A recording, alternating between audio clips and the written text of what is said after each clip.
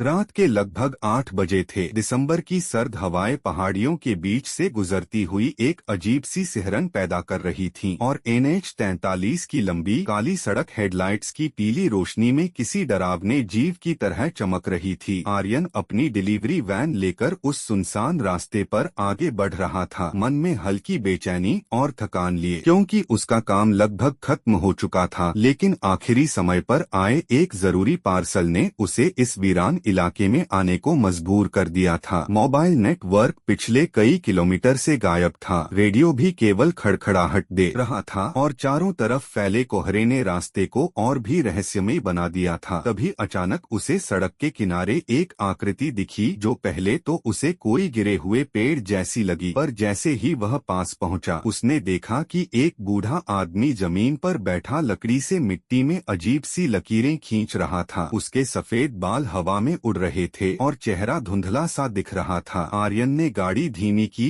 और उससे रास्ता पूछने के लिए आवाज लगाई, लेकिन बूढ़े ने सिर उठाकर एक अजीब डरावनी हंसी हंसी और बोला कि इस रास्ते पर मंजिल नहीं मिलती, केवल चक्कर शुरू होते हैं और अभी भी समय है तो लौट जा। आर्यन ने उसकी बात को पागलपन समझकर नजरअंदाज किया और आगे बढ़ गया, मगर कुछ ही देर बाद जब उसने रियर व्यू मिरर में देखा तो वह बूढ़ा गायब था, जिससे उसका दिल तेजी से धड़कने लगा। कोहरा अचानक और घना हो गया और करीब 20 मिनट गाड़ी चलाने के बाद वह चौंक गया, क्योंकि वह फिर उसी जगह पहुंच गया था जहां वह बूढ़ा बैठा था, मानो समय और रास्ता दोनों एक ही बिंदु पर अटक गए हों। उसके शरीर में सिहरन दौड़ गई, लेकिन उसने खुद को समझाया कि यह सब उसका भ्रम है और तेजी से गाड़ी आगे बढ़ा दी। कुछ दूरी पर उसे सड़क पर एक लाल दुपट्टा दिखाई दिया, जिसे वह अनदेखा कर आगे निकल गया, पर कुछ मिनट बाद वही दुपट्टा फिर सामने आ गया और तीसरी बार दिखाई देने पर उसने गाड़ी रोक दी। जब उसने उसे उठाया तो उसे लगा जैसे वह कपड़ा नहीं बल्कि किसी ठंडी त्वचा को छू रहा हो। वह डरकर पीछे हट गया। तभी झाड़ियों में हलचल हुई और उसे अपनी माँ की आवाज सुनाई दी जो उसे घर बुला रही थी, जबकि वह जानता था कि उसकी माँ यहाँ से सैकड़ों किलोमीटर दूर है। उसने टॉर्च की रोशनी डाली और जो आकृति सामने आई वह उसकी माँ जैसी ही थी, लेकिन उसकी आंखों की जगह काले गड्ढे थे, जिससे डर के मारे वह तुरंत वैन में घुस गया और दरवाजा लॉक कर लिया। घबराहट में उसने अपने दोस्त समीर को फोन लगाया, लेकिन समीर की आवाज ने उसे और डरा दिया जब उसने कहा कि वह उसकी वैन की पिछली सीट पर बैठा है, जबकि पीछे कोई नहीं था। और अचानक फोन की स्क्रीन पर समय समाप्त लिखा दिखाई दिया। अब आर्यन को समझ आने लगा कि वह किसी अनजानी ताकत के जाल में फंस चुका है। उसने वैन को रिवर्स में डालकर वापस जाने की कोशिश की, लेकिन कुछ देर बाद फिर वही जगह सामने आ गई। इस बार सड़क के बीचों बीच उसे खुद का ही एक दूसरा रूप खड़ा दिखाई दिया, जो बिल्कुल उसी जैसा दिखता था, लेकिन उसकी आंखों में जीवन नहीं था। वह धीरे धीरे वैन की ओर बढ़ने लगा और आर्यन ने डर के मारे गाड़ी तेज कर दी। टक्कर हुई, कांच पर खून फैल गया, लेकिन अगले ही पल सड़क फिर खाली थी, कोई निशान नहीं। तभी वैन की छत पर खरोंचने की आवाज आने लगी और उसने देखा कि वही दूसरा वह वैन की छत से उल्टा लटककर खिड़की पर हाथ फेर रहा है। उसकी आवाज गूंज रही थी कि जहां भी जाओगे मुझे ही पाओगे। डर के मारे आर्यन गाड़ी को संभाल नहीं पा रहा था और अचानक वैन खुद ही सड़क से उतरकर एक ढलान में जाकर रुक गई। सामने एक पुराना पेड़ था जिस पर एक धुंधली तस्वीर चिपकी हुई थी। आर्यन जैसे सम्मोहन में उस पेड़ के पास गया और तस्वीर साफ की। वह उसकी खुद की तस्वीर थी, जिसके नीचे उसका नाम और मृत्यु की तारीख लिखी थी। यह देखकर उसकी सांसें रुक गईं। तभी पीछे से वही रहस्यमय आवाज आई कि इंसान तब मरता है जब वह अपनी मौत को स्वीकार कर लेता है और तू अब भी उसे नकार रहा है। उसने पीछे मुड़कर देखा तो वैन के अंदर ड्राइवर सीट पर उसकी खुद की लाश पड़ी थी, खून से सनी हुई। और तभी उसे सब याद आ गया। घना कोहरा, सामने से आती ट्रक की तेज रोशनी, फिसलती वैन और एक भयानक टक्कर। उसे समझ आ गया कि वह पहले ही मर चुका है और जो कुछ कुछ भी वह देख रहा है वह उसकी आत्मा का भ्रम है। तभी वह बूढ़ा फिर प्रकट हुआ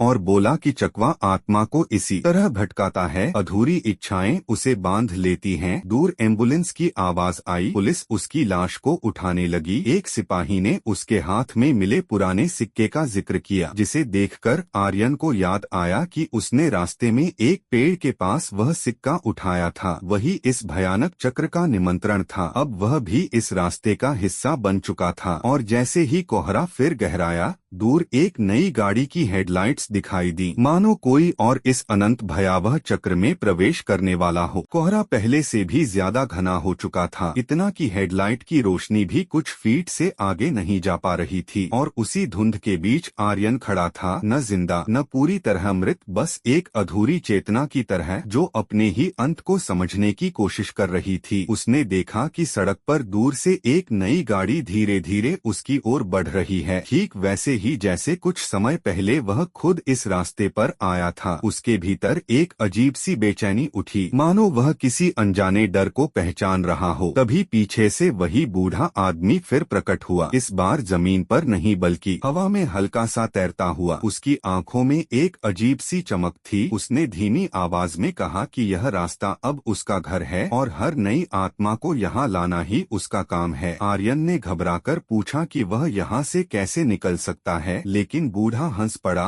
और बोला कि यहाँ से कोई नहीं निकलता, सिर्फ दूसरे लोगों को फंसाने के तरीके सीखता है। आर्यन ने देखा कि जैसे जैसे वह गाड़ी पास आ रही थी, उसका दिल या जो भी अब उसके भीतर था तेज धड़कने लगा। उसे याद आया कि जब वह जिंदा था तब भी उसे एक अजीब सा डर महसूस हुआ था, जैसे कोई उसे देख रहा हो। और अब वही एहसास उस नई गाड़ी के ड्राइवर के साथ होने वाला था। गाड़ी पास आई और उसमें बैठा युवक घबराया हुआ इधर उधर देख रहा था, शायद नेटवर्क न मिलने और रास्ते की वीरानी से परेशान, ठीक वैसे ही जैसे आर्यन कुछ समय पहले था। अचानक आर्यन के भीतर एक खिंचाव सा महसूस हुआ, जैसे कोई अदृश्य शक्ति उसे सड़क के किनारे खड़ा कर रही हो और उसके हाथ अपने आप मिट्टी पर लकीरें खींचने लगे। वह चौंक गया, क्योंकि यह वही हरकत थी जो उसने उस बूढ़े को करते हुए देखा था। उसने खुद को रोकने की कोशिश की, लेकिन उसका शरीर अब उसके नियंत्रण में नहीं था। वह समझ गया